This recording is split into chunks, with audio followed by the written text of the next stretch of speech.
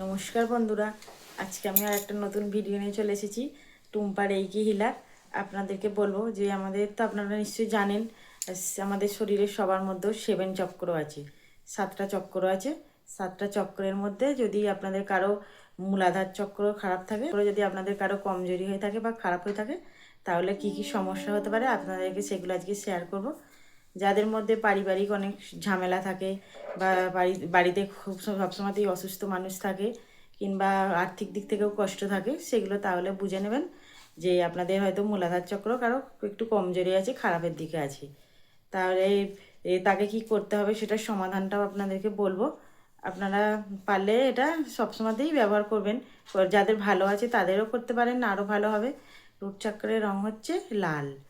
লাল রঙটা আপনারা পারলে বেশি করে খাবেন। লাল টমেটো বা গাজরটা খেতে পারেন। আবার মাটির মধ্যে যতটা পারবেন হাঁটার চেষ্টা করবেন। মাটিতে খালি পায়ে, সকালে তো এমনি মর্নিং ওয়াক করা ভালো, আপনারা পারলে খালি পায়ে একটু হাঁটার চেষ্টা করবেন।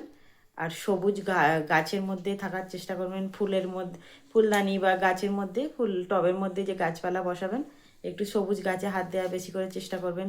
পারলে ঘাসের মধ্যে হাঁটবেন, দেখবেন এটা আস্তে আস্তে আপনাদের রুট চক্রটা ব্যালেন্স হয়ে যাবে, খুব ভালো কাজ হবে। আবার যাদের রুট চক্র খারাপ হতে পারে তাদের কোমরের পর থেকে পায়ের দিকটা একটু ব্যথা যন্ত্রণা হতে পারে। আপনারা যদি কোনো ব্যথা যন্ত্রণার ওষুধ খেয়ে থাকেন, হ্যাঁ ওষুধটা আপনারা খেতে পারেন। এটা ছোট বড় সবার জন্যই কাজ হবে। ওষুধ যেমন খাচ্ছেন, ডাক্তার দেখাচ্ছেন, হ্যাঁ ডাক্তারে দেখাবেন, তার সাথে সাথে এইগুলো আপনারা করবেন।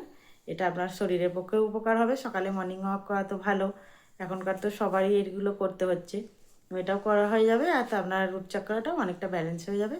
আর এটা আপনারা করতে শুরু করুন, 3 মাস অন্তত করে দেখুন, দেখবেন অনেকটা উপকার হবে। বিশ্বাসের সাথে করে দেখবেন।